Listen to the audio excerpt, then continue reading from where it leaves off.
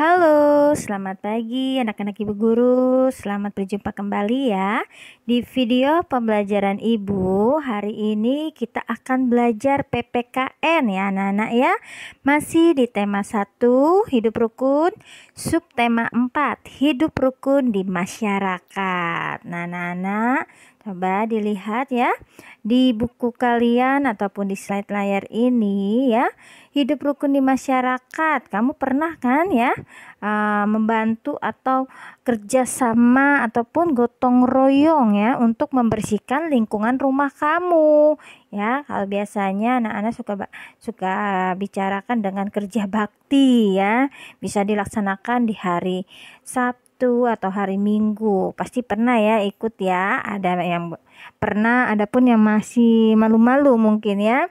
Nah, di anggota masyarakat ini kalian pasti tahu ya, kita hidup ini harus bersama-sama, tidak bisa hidup sendiri ya. Kita harus saling membantu satu sama lain dan harus hidup rukun. Nah, kita punya yang namanya tetangga ya. Kita hidup bersama dengan tetangga sebelah rumah kamu, depan rumah kamu, ataupun belakang rumah kamu. Tetangga adalah orang yang tinggal dekat rumah kita ya. Kita dan tetangga bisa berbeda agama. Ada yang agamanya Islam, ada juga yang agamanya Buddha ya. Tidak hanya yang sama dengan kita, tapi ada yang berbeda.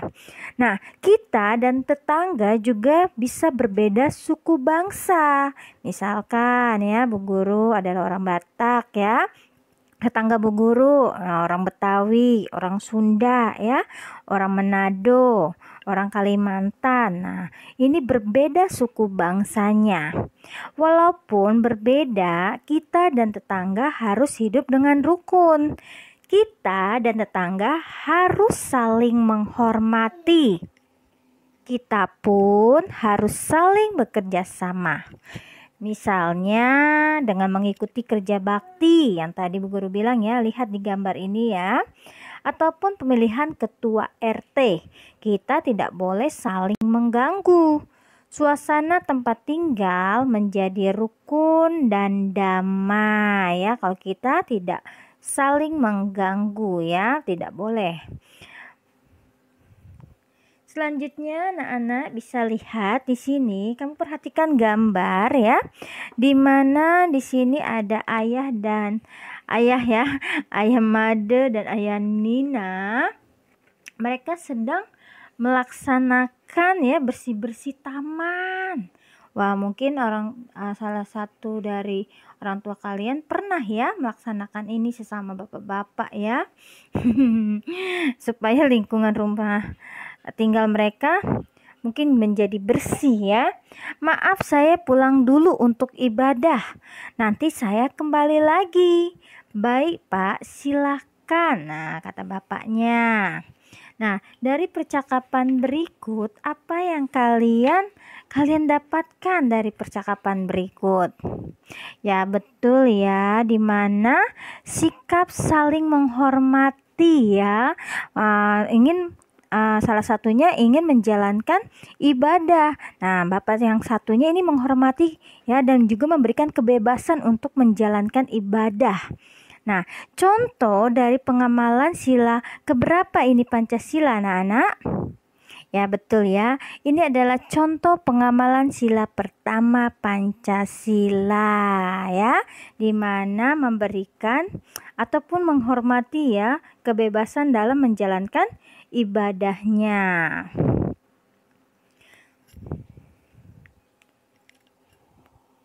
Selanjutnya lihat di sini juga masih ada ya.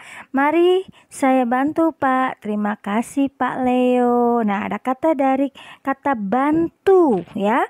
Sikap pada gambar ini menunjukkan pengamalan sila-sila Pancasila ya. Yang pertama tadi adalah sila yang pertama ke-1 ya.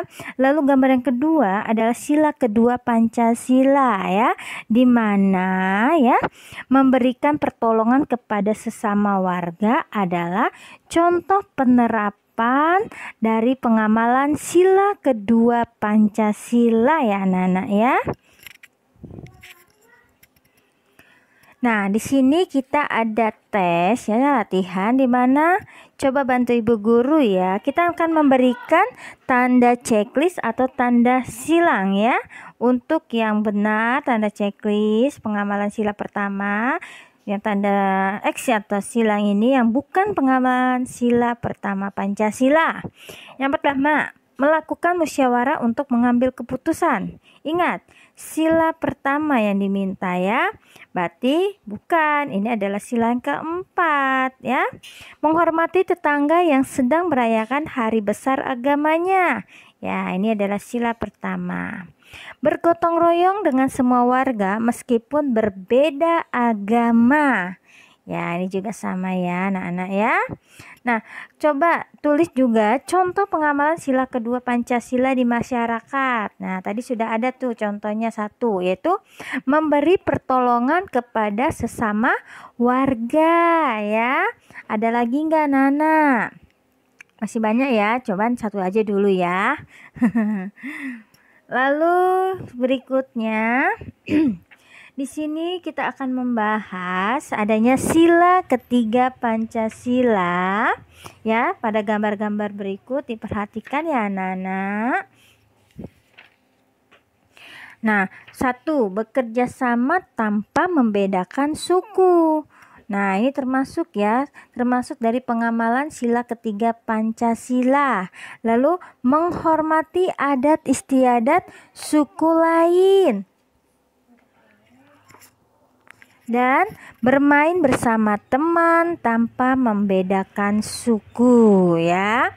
Nah, bagaimana caramu ya mengamalkan sila ketiga Pancasila di masyarakat? Mungkin tadi ya, yang pertama nih, bekerja sama tanpa membedakan suku, bisa ya. Nah, nanti ada tugas kan ya, tapi itu sila kelima ya, dimana kalian akan menerapkan atau memberikan contoh dari penerapan sila kelima Pancasila di masyarakat. Oke, anak-anak masih ya, dimana ada latihan di sini. Coba dilihat Kak, dilihat. 2 contoh sikap pengamalan sila ketiga Pancasila. Nah, tadi sudah ada gambar 3 tuh. Kita disuruh 2 saja, yaitu tadi ya, menghormati adat istiadat suku lain, bermain bersama teman tanpa membedakan suku ya. Lalu yang nomor 3, ya, dimana kita akan memberikan tanda checklist pada kolom yang benar ya, dan yang tidak sesuai dengan pengamalan sila ketiga Pancasila tanda yang tidak sesuai ya Nana ya. Untuk kolom yang tidak sesuai, yang pertama, bekerja sama dengan semua tetangga meskipun berbeda suku. Ingat ya, sila ketiga ya, yaitu adalah sesuai, kan bekerja sama bahasanya ya. 2. Hanya mampu menyapa tetangga yang berasal dari satu suku saja.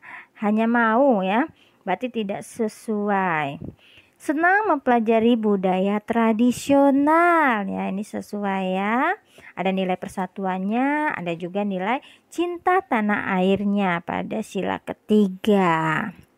Selanjutnya kita akan bahas adanya sila keempat ya. Coba perhatikan pada gambar di mana anak-anak ini sedang berdiskusi.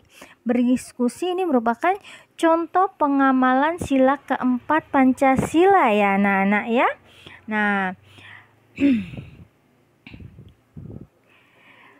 Nah, ya, contoh lain dari pengamalan sila keempat apa anak-anak? Coba selain berdiskusi ya, betul ya, adanya bermusyawarah ya, misalkan dalam pemilihan ketua kelas di masyarakat ya, ketua RT ya, Pak RT, ataupun juga untuk menjalankan kerja bakti selanjutnya kapan, di mana, lalu waktunya ya, itu harus dimusyawarahkan ya terlebih dahulu supaya ya semuanya menerima keputusan itu ya. Lalu mengadakan voting, itu juga sila keempat ya anak-anak ya. Nah, selanjutnya coba untuk sila kelima, misalkan apa ini sila kelima? Ya, bisa ya memberikan bantuan ya kepada korban bencana juga ya. Nah, bisa nih. Nah, sekarang ada soal, coba dilihat di sini. Kita pasangkan ya antara sila Pancasila keempat ataupun kelima ya, sesuai dengan gambarnya. Mohon diterima bantuan dari kami, Pak. Terima kasih, Pak. Nah, lihat yang di bawah Bapak ini ya. Ini adalah bantuan ya, kotak bantuan ya.